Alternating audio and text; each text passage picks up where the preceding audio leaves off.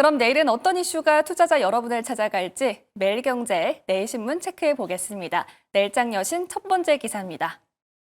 네, 현대차 울산공장 아이오닉5 라인 또 멈춘다라는 헤드라인이 올라와 있습니다.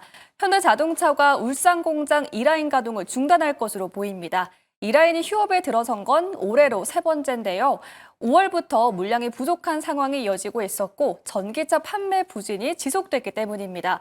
그 안에서 아이오닉5의 글로벌 판매량 감소가 가장 큰 원인으로 꼽히는데요. 기아의 전기차 역시 국내에서 수출 물량이 줄어들고 있습니다. 자동차 업계에서는 국내 생산 물량이 미국으로 옮겨간 게 원인이라는 분석도 나오고 있는데요.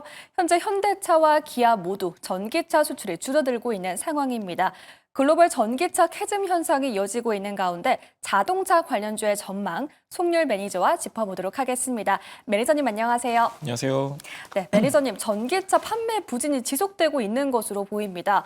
현대자동차는 전기차 공장 가동도 중단하게 됐다라고 밝혀졌는데요. 전기차 시장 어떻게 전망하실까요? 예, 일단 전기차 같은 경우는 계속해서 판매량 부진을 이어가고 있는 상황이고요. 현대차의 문제만 국한되어 있는 게 아닙니다. 지금 글로벌 완성차들 다 겪고 있는 문제인데 여기서 디테일하게 봐야 되는 거는 세 번째 휴업이 지금 나왔다는 얘기고요. 그리고 이제 아까도 여러분들이 좀 이제 밑에서 보셨겠지만은 지금 이제 중요한 거는 조지아에 있는 메타플랜트 아메리카 이 공장 가동률이 증가하고 있습니다. 지금 57%까지 끌어올린 상태인데요. 그러다 보니까 국내 생산 물량을 실제로도 많이 이동을 하고 있는 상황입니다.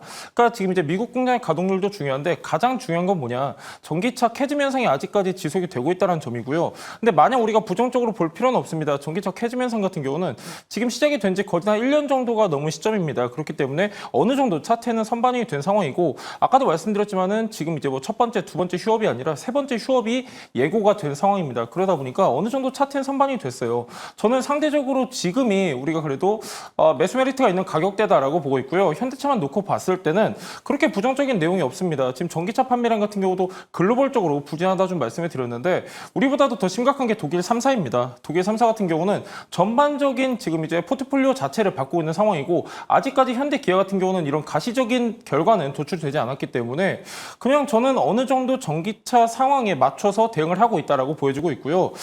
이런다고 한들 지금 현대차 같은 경우는 실적 같은 경우는 큰 영향이 없습니다. 지금 북미라든가 유럽 같은 경우는 약간 고부하 가치 차량, 그러니까 하이브리드라든가 이제 친환경차 중심으로 지금 계속해서 판매량을 확대하고 있기 때문에 이번 전기차 악재 같은 경우는 단순히 투자 심리를 저해시키는 작은 요인 중에 하나다 이렇게 좀 보고 있습니다.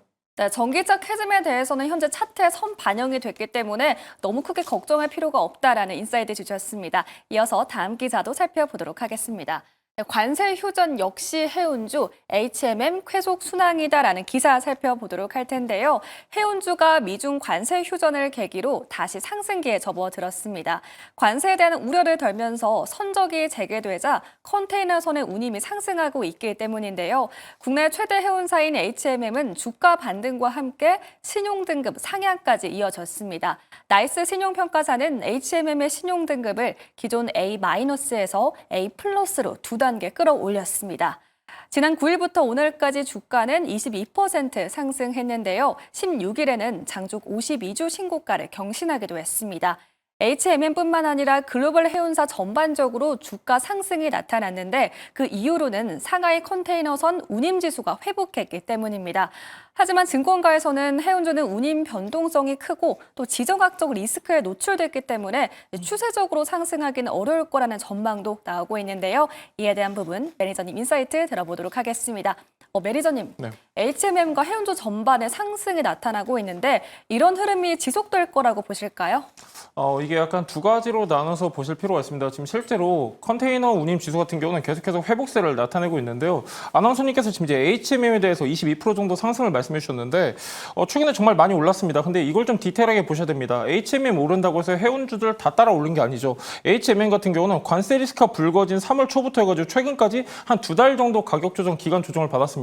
여파가 좀 컸죠. 그 이유가 있습니다. 이제 HMM 같은 경우는 컨테이너선 중심으로 운영을 하고 있고 예를 들면 패노션 같은 거는 거의 대부분 이제 벌크선 중심으로 운영을 하고 있습니다. 그러다 보니까 지금 관세 전쟁에서 가장 큰 영향을 받은 HMM 중심으로 투자 심리가 개선 개선되고 있다 이렇게 좀 보고 있고요. HMM 같은 경우는 지금 최근에 5월 12일부터 지금 최근까지 한 22% 정도 올랐는데 뭐 예를 들면 펜오션 같은 경우는 5%밖에 안 올랐습니다. 그러니까 이런 이유 중에 중심적으로 여러분들이 보셔야 되는 거는 컨테이너선 비중이 높냐 아니면 벌크선 비중이 높냐 이걸 좀 체크를 하셔야 되고요. 관세의 영향이 가장 크게 미쳐지는 것들은 컨테이너선들입니다. 그렇기 때문에 단순 기대감이에요. 그러니까 관세 리스크가 어느 정도 해소가 되면서 투자 심리가 개선되는 것들은 컨테이너선 중심으로 체크를 하시면 좋을 것 같고요.